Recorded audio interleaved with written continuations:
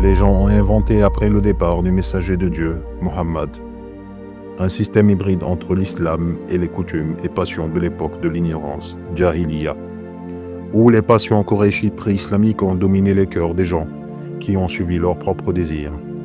Comment alors concilier les textes coraniques et hadithiques clairs qui privilégient un choix divin, tansib ilahi, avec ceux qui croyaient en l'ashura, consultation? Certains se sont attribués le nom de la sunna du prophète et ont imposé, dès son départ, des hommes parmi eux, soit en prétendant à la légitimité par la compagnie Sahaba, soit à la légitimité par consensus Ijma. Pendant ce temps, d'autres se sont accrochés aux paroles du messager, qui explicitement parlait d'une désignation divine après son départ. Ainsi, le califat après lui revient à celui qui l'a désigné, puis au successeur de celui-ci. Le hadith le plus important, rapporté dans les livres de hadith chez tous les musulmans, et le plus célèbre, est ce qu'on appelle le hadith de Ghadir Khoum, où le prophète a publiquement désigné Ali ibn Abi Talib, successeur. Ahmad ibn Hanbal rapporte dans son Musnad, d'après Abi Ishaq, d'après Saïd ibn Wahd et Zayd ibn Yutay, qui ont dit: Ali a demandé aux gens dans la place publique, Rahba, que celui qui a entendu le messager de Dieu dire le jour de Ghadir Khoum se lève. Alors, 6 personnes du côté de Saïd et 6 du côté de Zayd se levèrent et témoignèrent avoir entendu le messager de Dieu dire à Ali: le jour de Ghadir Khoum, n'est-ce pas Allah qui a le plus de droit sur les croyants? Ils dirent: si. Alors il dit: ô Allah, sois l'allié de celui qui est son allié et l'ennemi de celui qui est son ennemi. Musnad Ahmad 1, 118.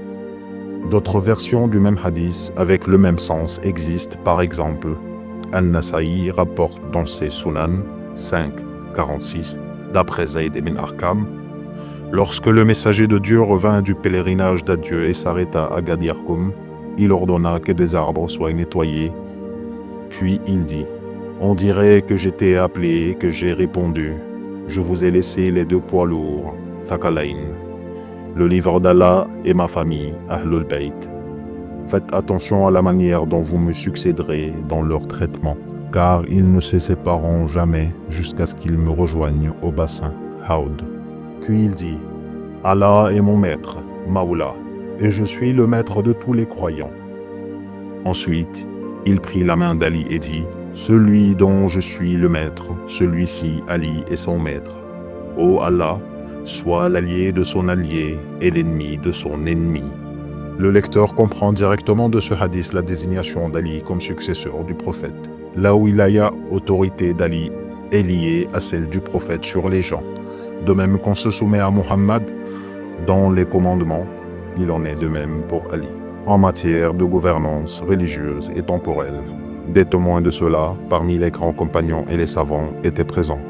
Lors du pèlerinage d'adieu, à Ghadir Khoum, au plus grand rassemblement des musulmans, la désignation fut proclamée, et l'affaire fut conclue. Dieu a alors parachevé sa religion, comme le dit le Coran. Aujourd'hui, j'ai parachevé pour vous votre religion et accompli sur vous mon bienfait, et j'agrée l'islam comme religion pour vous. Les sources chiites affirment que ce verset fut révélé après la proclamation de Ghadir Khoum, comme achèvement du message. Un autre verset précédent exhortait le prophète à transmettre ce message crucial. Il dit: ô messager, transmets ce qui t'a été révélé par ton Seigneur. Si tu ne le fais pas, tu n'auras pas communiqué son message et Allah te protégera des gens. Ainsi, il s'agissait d'un commandement essentiel pour la religion. Lorsqu'il fut transmis, le verset de l'achèvement fut révélé, marquant la complétude de la foi. Enfin, il existe des significations profondes dans les hadiths chiites qui éclairent davantage ces versets. Le prophète, sallallahu alayhi wa sallam, a dit: celui dont je suis le maître, Ali est son maître. Ô Allah, soit l'allié de son allié, l'ennemi de son ennemi, aime celui qu'il aime, déteste celui qui le déteste, soutient celui qui le soutient, abandonne celui qui l'abandonne, et fait que la vérité tourne avec lui ou qu'il se tourne. Pour les chiites, la reconnaissance de la prophétie de Muhammad et de la wilaya d'Ali est un pilier de l'islam. une désignation divine. Les autres ont suivi la Shura, consultation, jusqu'à ce que leur autorité se perde dans l'histoire. Où est la Shura et le califat aujourd'hui? D'un côté, ceux qui croient en une autorité établie par Dieu, qui demeure jusqu'au jour du jugement. De l'autre côté, ceux qui l'ont confiée aux hommes, fluctuant avec leurs erreurs. La première demeure éternelle, tandis que la seconde s'est évanouie.